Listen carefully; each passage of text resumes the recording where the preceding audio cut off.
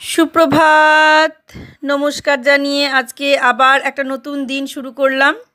নতুন দিনে নতুন সকালে আবার একটা সুন্দর নতুন ব্লগ নিয়ে চলে আসলাম তোমাদের সামনে।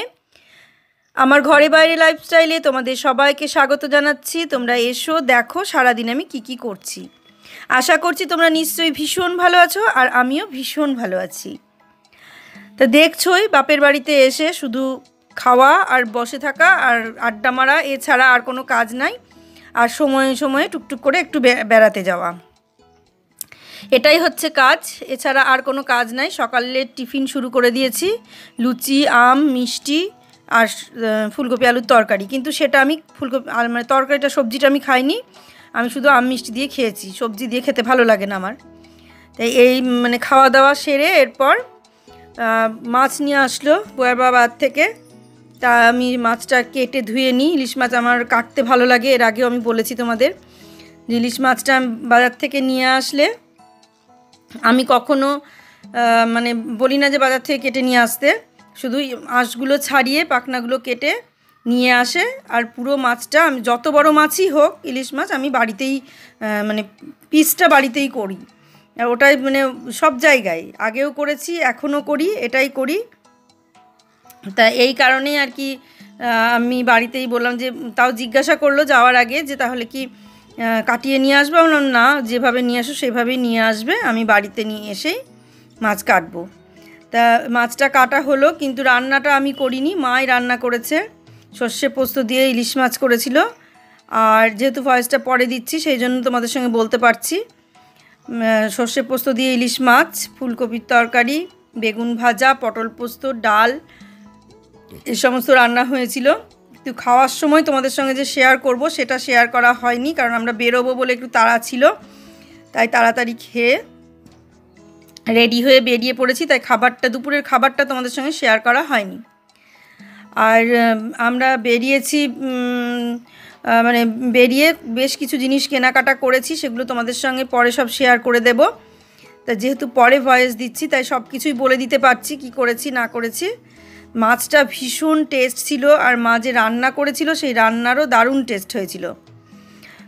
মানে অনেক দিন ধরে মায়ের হাতের রান্না খাইনি, অনেক দিন পরে আবার এসে মায়ের হাতের রান্না খাওয়া, এটা পুরো একটা আলাদা ভালো লাগা আর কি। মায়ের হাতের রান্না তো সব সময় ভালো লাগে প্রত্যেকেরই, শুধু আমার বলে না। আমাদের বুবাই যেমন বলে ওর মার হাতের রান্না ওর খুব ভালো লাগে, সেরকম আমিও বলছি আমার মার হাতের রান্না আমার ভালো লাগে। এরকমই ব্যাপার, মানে পরপর এটা হয়েই আসছে, প্রত্যেকেরই মায়ের হাতের রান্না ভালো লাগে। তা আমাদের এখানে এসে ভালো প্ল্যান হয়ে আছে যে আমি আমার বান্ধবীর বাড়িতে যাব। বান্ধবী তো ফোন করছে, জানো এখান থেকে একদম কাছে বান্ধবীর বাড়ি। তো বান্ধবীর বাড়িতে যাব, বান্ধবী তো বারবার ফোন করে যাচ্ছে, কিন্তু আমার যাওয়া হচ্ছে না। তার মানে যে আজকে একটু বেরোবো, খাগড়ায় যাব। খাগড়া থেকে এসে আজকের দিনটা যেতে পারবো না, কালকে আমি তোদের বাড়িতে যাব, গিয়ে তোদের বাড়িতে আমি মানে সারাদিন থাকবো, অসুবিধে নেই, এরকম বলেছি। বললো ঠিক আছে, তাহলে আমাদের বাড়িতে খাওয়া দাওয়া করবি, বাড়িতে যেন খাবি না। আমি বললাম সেটাও ঠিক আছে, ঠিক আছে খাওয়া দাওয়া করবো, কিন্তু তোরা যাবি না, তোরা খাওয়া দাওয়া করবো না, আর আমি বারবার এসে তোমার বাড়িতে খেয়ে যাবো নাকি, মজা পেয়ে গেছো, এরকম বললাম। তখন বলছে না আমি যাব, ঠিক যাব, এই সপ্তাহে তোদের বাড়িতে যাবো ভেবেছিলাম, তুই চলে এসেছিস, তাই আমি খুব ভালো সুযোগ পেয়ে গেছিস যে আমি চলে এসেছি, এই অজুহাতটা বেশ ভালোই দিতে পারছিস। ঠিক আছে দে, কবে যাস দেখবো। তা ও আমার নতুন ফ্ল্যাটটা নেওয়ার পর থেকে যেতে পারেনি, আর আমাদের ফ্ল্যাটে যেতে পারেনি, এটা একটা ব্যাপার। আর ওর ছেলের বিয়ে আর আমার ছেলের বিয়ে একই সঙ্গে হয়েছে, মানে একই দিনে হয়েছে, এটা হঠাৎ করেই ঠিক হয়েছে। মানে ওর ছেলের বিয়েটা অনেক দিন আগে থেকেই ঠিক হয়েছিল, ও অনেক আগেই আমাকে বলেছিল আমার ছেলের এই তারিখে বিয়ে, তুই যেন এই তারিখে তোর ছেলের বিয়ে দিবি না। তা কেমনভাবে যেন আমার ছেলের বিয়ের কোনো কথাবার্তা ছিল না, কিচ্ছু ছিল না, হঠাৎ করে ওর কাকিমা একটা মেয়ের খোঁজ দিল, সেই মেয়ের খোঁজ পেয়ে আমরা চলে গেলাম, গিয়ে সেখানে গিয়ে দেখে শুনে পছন্দ হয়ে গেল, হঠাৎ করে বিয়ে ঠিক হয়ে গেল। আমাদের তো বিয়ে দেওয়ার ইচ্ছা ছিল যে আর একটা বছর পরে, কারণ সবে নতুন ফ্ল্যাটটা নেওয়া হচ্ছে, ওটা কমপ্লিট হবে, তারপরে 1 বছর পরে বিয়েটা দেবো, এখন দেখাশোনা হয়তো করে রাখবো, এরকম প্ল্যানিং ছিল। কিন্তু মেয়ে পছন্দ হয়ে গেল, সব ঠিকঠাক হয়ে গেল। এবার কতদিনই বা ফেলে রাখা যায়, ছেলে মেয়ে কেউই থাকবে না অতদিন, সেই কারণে বিয়েটা দিয়ে দেওয়া হলো। সেই কারণে আমাদের বিয়েটা হঠাৎ করে ঠিক হলো। তবুও আমাদের ডেট ঠিক করেছিলাম, যেহেতু ওর ছেলের বিয়ে ওই ডেটে ছিল, সেই জন্য দেখে নাও বলছি। সকাল থেকে কোনো কাজ নেই, মানে মায়ের বাড়িতে আসা, বাপের বাড়িতে আসার যে কি আনন্দ সেটা ভালোই বুঝতে পারছি। সকাল থেকে কোনো কাজ নেই, শুধু উঠছি, মানে ঘুম থেকে উঠছি, হাত মুখ ধুচ্ছি, চা খাচ্ছি, টিফিন করছি, আবার দুপুরের খাবার খাচ্ছি, ঘুরে ঘুরে বেড়াচ্ছি, বিয়ে বাড়ি যাচ্ছি, এই করে বেড়াচ্ছি, তোমরা দেখতেই পাচ্ছ। এখন আমি যাব খাগড়ায়। খাগড়ায় একটা জিনিস কেনাকাটা করব, মানে যতই আমি ওখান থেকে জিনিস কিনি তবু এখানে এসে বাগড়েচার বিছানার চাদর না কিনলে আমার শান্তি হয় না, তাই সেখানে যাচ্ছি বিছানার চাদর কিনতে। আর সবচেয়ে দুঃখের কথা, আমি দিন দিন মোটা হয়ে যাচ্ছি, অনেকটা মোটা হয়ে গেছি। যতগুলো কুর্তি ছিল সবগুলো কুর্তি পরলাম, নিয়ে এসেছি যে কটা, তিন চারটে কুর্তি গায়ে দিতে গিয়ে দেখছি সব কটা এতটা টাইট হয়ে গেছে আমি গায়েই দিতে পারলাম না। মানে আমি ভাবতে পারিনি 15-20 দিনের মধ্যে এইভাবে কুর্তিগুলো এইরকম টাইট হয়ে যাবে। তা যাই হোক, বাড়ি গিয়ে শুরু করব আবার, মানে আবার কিছুটা শুরু করতে হবে, দৌড়ঝাঁপ যেগুলো করতাম আগে সেগুলোই আবার শুরু করতে হবে। আবার অন্তত 5 থেকে 10 কেজি না, 5 থেকে 7 কেজি মতো ওজন, মানে ওজনটা কমাতে হবে, তাহলে আবার ঠিকঠাক হবে। কারণ আমার হাইট অনুযায়ী ওয়েটটা অনেক বেশি, আর আমার যে কুর্তিগুলো এত সুন্দর ফিটিংস হতো সেই কুর্তিগুলো এতটাই টাইট, খুব কষ্ট হচ্ছে। সেই কারণে ওগুলো মানে যাতে গায়ে হয় সেই ব্যবস্থা করতে হবে। বাড়ি যাই আবার শুরু করে দেবো, তোমরা দেখতে পাবে কিভাবে কি শুরু করছি, কিভাবে আবার ওজন কমাচ্ছি সেটা দেখতে পাবে। চলো এখন ঘুরে আসি, যা কেনাকাটা করবো কিনে নিয়ে এসে তোমাদের সঙ্গে শেয়ার করব, দেখতে থাকো। চলো। তো যেটা বলছিলাম যে ওর ছেলের বিয়ে আর আমার ছেলের বিয়ে একই ডেটে হয়েছে। হ্যাঁ, আমরা তারপরে পরে যখন আমি ঠিক করলাম আমার ছেলের বিয়ের ডেটটা, তা আমি 1 মাস পরে ঠিক করলাম যে ওর ছেলের যে ডেটে বিয়ে হচ্ছে তার 1 মাস পরে আমার ছেলের বিয়ে, এইভাবে ডেট ঠিক করলাম। কিন্তু শেষ পর্যন্ত মানে সব পরীক্ষা থাকবে, মানে পরীক্ষা ছিল অনেকেরই, মাধ্যমিক উচ্চ মাধ্যমিক পরীক্ষার ব্যাপারটা, পরীক্ষার ডেট যদি ওই সময়ে পড়ে যায় তাহলে আর ছেলেপেলে কেউ আসতে পারবে না। বিশেষ করে আমার বোনের ছেলেটাও পরীক্ষা দিচ্ছিল, তো ওর যদি ওই টাইমে পরীক্ষা পড়ে তাহলে ও একদমই আসতে পারবে না, ওরা, সেটাও আমার মানে খারাপ লাগলো। তো আমি দেখলাম যে না, তা হবে না। সেই জন্য সেই ডেট পিছাতে গেলে গরম পড়ে যাবে, গরমের মধ্যে দেওয়া যাবে না, সেই জন্য সেই ডেটটা এগিয়ে নিয়ে এসে ওই একই ডেটে, মানে ওর ছেলের বিয়ে আর আমার ছেলের বিয়ে একই ডেটে করা হলো। এই ভাবনা চিন্তা করে একই ডেটে করা হলো। তাতে তো আমাদের দুজনের মধ্যে খুব মন খারাপ, দুজনেরই খুব মন খারাপ ছিল। প্রথম রাগারাগিও হয়েছে, সব কিছু হয়েছে, কিন্তু আমাদের রাগারাগি থাকে না, ওটা রাগ না, ঠিক অভিমান, মানে রাগ বলবো না, ওটা অভিমানই হয়েছিল, সবার মধ্যেই হয়েছিল। তারপরে আমাদের মালাদি যে বান্ধবী, সে বান্ধবীও ছেলেকে নিয়ে ব্যাঙ্গালোর চলে গেল ডাক্তার দেখাতে, ছেলে অসুস্থ হয়ে পড়লো। কাজে আমাদের 3 বান্ধবী, আমরা আমার 2 ছেলের বিয়েতে কেউই থাকতে পারলাম না এক জায়গায়। এটা আমাদের খুব সারা জীবনের আফসোস থেকেই যাবে, কিছু করার নেই। কিন্তু চেষ্টা করব এরপর থেকে পরবর্তী অনুষ্ঠান কিছু হলে পরে যাতে এই রকম ডেট একসঙ্গে না হয়, ডেট যেন মিস না হয়, মানে যাতে সবাই সবার অনুষ্ঠানে আমরা পার্টিসিপেট করতে পারি, এরকমভাবেই আমরা চেষ্টা করব। এটাই আমরা ভেবে রেখেছি যে আর এরকম করব না। তা এই দেখো দুপুরের খাওয়া দাওয়া সেরে আমরা বেরিয়ে এখন মানে ইন্দ্রপ্রস্থের ভেতর দিয়ে যাচ্ছি, দিয়ে রানীবাগানের আগের মোড়, দীপিকা স্কুলের ওই দিক দিয়ে যাব, দিয়ে ওই রাস্তা দিয়ে গিয়েই আমরা বাগড়েচায় যাব। বাগড়েচায় গিয়ে বিছানার কয়েকটা চাদর কিনবো, দেখতেই পাবে চাদরগুলো, ওখানে দেখাবো। তারপর বাড়িতে নিয়ে এসেও কেমন কোনটা কিনলাম, ওখানে তো অনেকগুলো চাদর দেখিয়েছি, মানে দেখেছি বা তোমরা দেখেওছো যে অনেকগুলো চাদর দেখলে। তারপর বাড়িতে গিয়ে আমি তোমাদের সঙ্গে কোনটা নিলাম সেটা শেয়ার করে দেবো। আর বালিশের ওয়ারগুলো নেওয়ার কথা ছিল, তোমালে, তা সেগুলো আর নেওয়া হলো না। দেখা যাক সেগুলো আবার কবে কি নেওয়া হয়। মানে আমি না এখান থেকে কিনতেই বেশি পছন্দ করি, মানে বালিশের ওয়ার বলো তোমালে বলো, আমি এখান থেকে কিনতে বেশি পছন্দ করি, তার কারণ এখানে পাওয়া যায় সব জিনিসগুলো সুন্দর। বিশেষ করে বাগড়েচায় তো বিছানার চাদর, পর্দার কাপড়, তারপরে জামা কাপড়ের ছিট, এগুলোর জন্যই প্রথমে মানে দোকানটা প্রথম এইগুলোই ছিল, এগুলো ছাড়া অন্য কিছু পাওয়া যেত না। খাড়া করে তা এই অন্যান্য জিনিস পরে হয়েছে, যে জামা কাপড় এই সমস্ত জিনিস তো পরে হয়েছে। আমরা ছোটোতে কিন্তু বাগড়েচা থেকে শুধু ছিটই কিনতাম, আর বিছানার চাদর, পর্দার ছিট এই সমস্তই কিনতাম।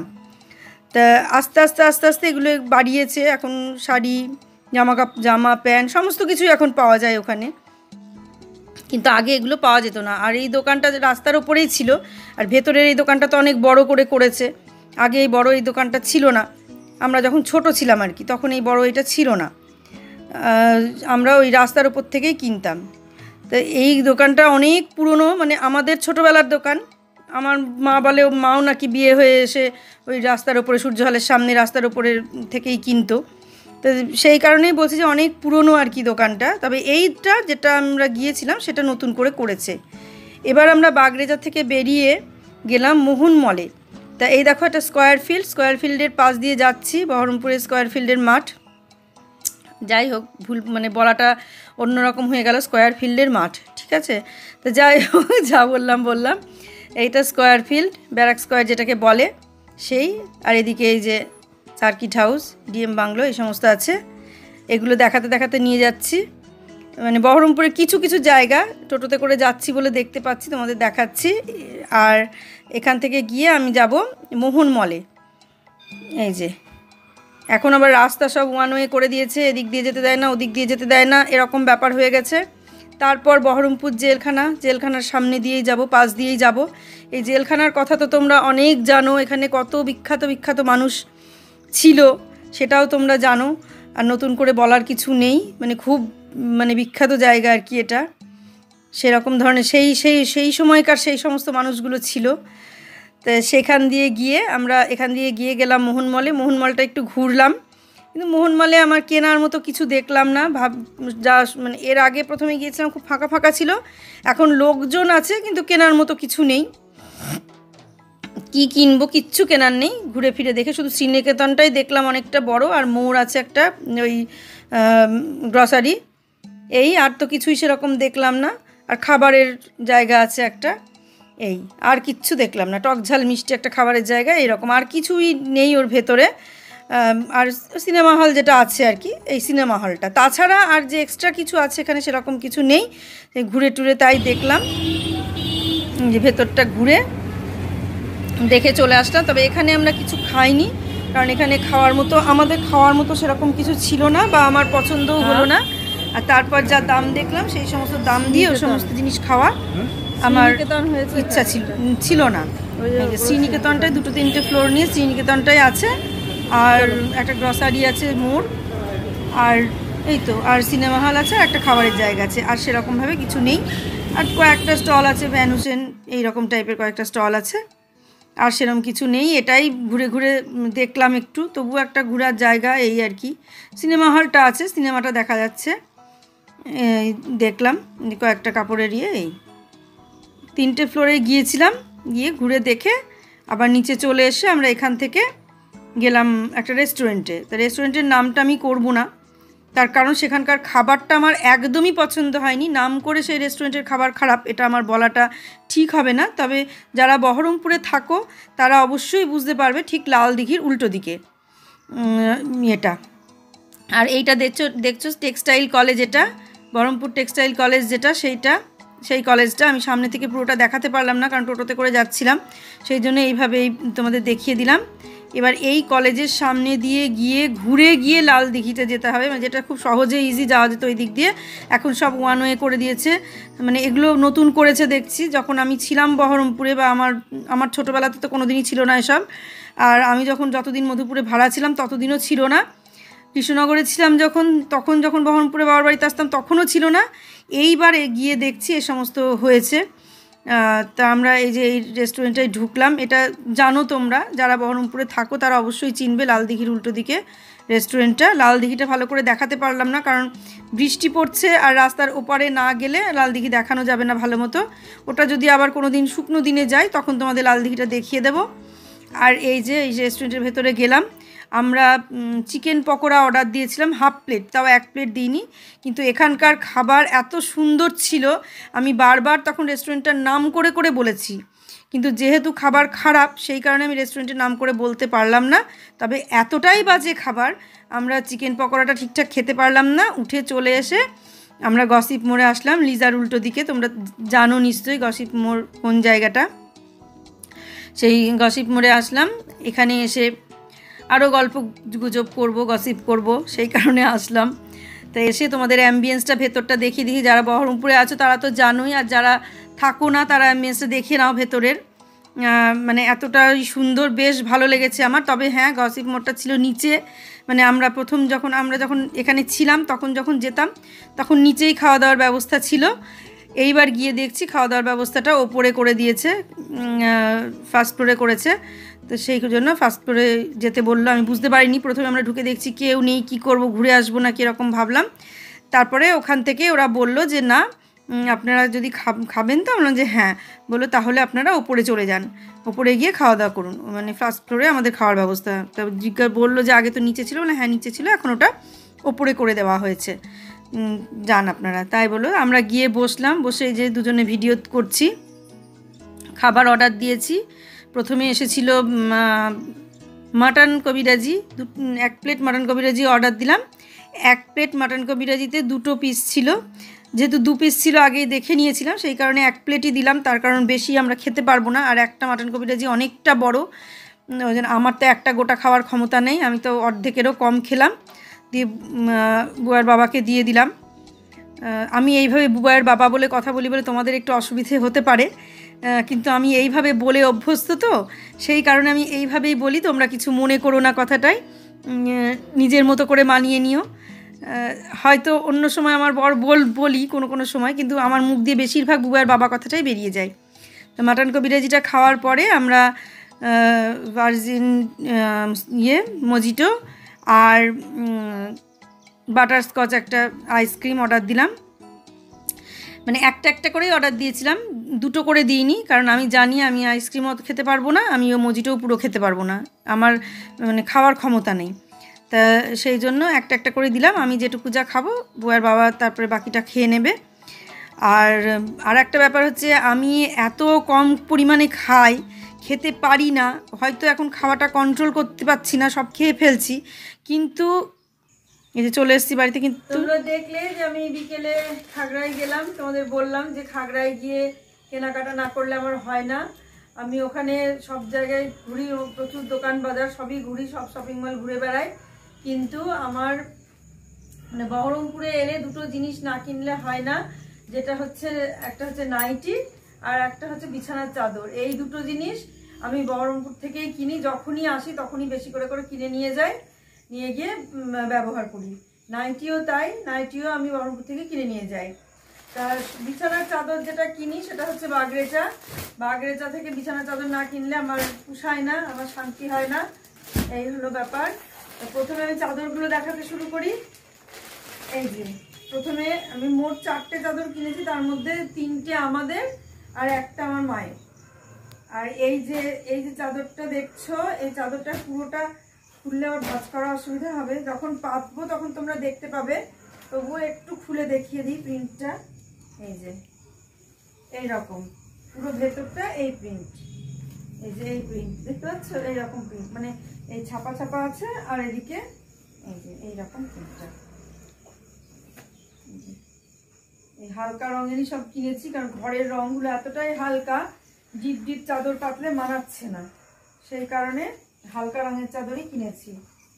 আচ্ছা, এই একটা কিনেছি, আর একটা কিনেছি এটা হচ্ছে মেঘাদের ঘরের, এটা মেঘাদের ঘরের চাদর, এটাও হালকা রঙের। এর মধ্যে 2টো করে বালিশের ওয়ার আছে, 2টো না 3টে আছে কি জানি, দুটোই আছে মনে হচ্ছে, 2টো করে বালিশের ওয়ার আছে। এই যে এই চাদরটাও খুব সুন্দর, এটা মেঘাদের ঘরের জন্য নেওয়া হলো। এই দেখো, এটা মেঘাদের ঘরের জন্য নেওয়া হলো। এই চাদরটা পুরোটাই একই রকম, আর মনে হয় এই জায়গাটায় পাড়ের দিকটা একটুখানি, নিচের দিকটা এরকম প্রিন্ট আছে, প্রিন্ট না স্ট্রাইপ দেয়া। তাই এইরকম একটা চাদর হলো, 2টো চাদর। এই চাদরগুলো বিরাট বড়, মানে কিং সাইজ বলছে, সেই সাইজ অনেকটা বড়, যেহেতু গদিটা আমাদের অনেকটা উঁচু, সেই জন্য এই 2টো হলো। আর এইটা হচ্ছে আমাদের ঘরের জন্য নেওয়া হলো, এইরকম, মানে আমাদের ঘর তো মাঝের ঘর, এটারও 2টো বালিশের ওয়ার আছে। এই যে এটাও হালকা, 3টেই হালকা। আমি এখন হালকা চাদর কেনা শুরু করেছি, কারণ ডিপ কালার ম্যাচ করছে না ঘরে। এটাও মানে একই প্রিন্ট, এটা পুরোটা, অন্য কোথাও কিছু নেই। এটা আর ভাঁজ খুললাম না। এই দেখো, এই হলো মোট, এটা 3টে চাদর হলো। আর তোমাদের আর একটা চাদর দেখাচ্ছি, আর একটা চাদর কোথায় রাখলাম, এইটা হচ্ছে মায়ের ঘরের জন্য নেওয়া হলো। এটা কিং সাইজের থেকে একটু ছোট, কারণ মাদের ঘরের খাটটা অতটা বড় না। এই যে এখানেও বালিশের ওয়ার আছে দুখানা, এই দুটো বালিশের ওয়ার, আর এই বিছানার চাদর,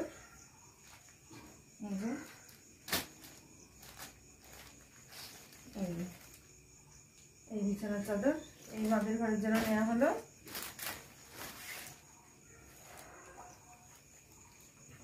মাদের বলতে মায়ের, মাদের আর এখন নাই। এই হলো চাদর।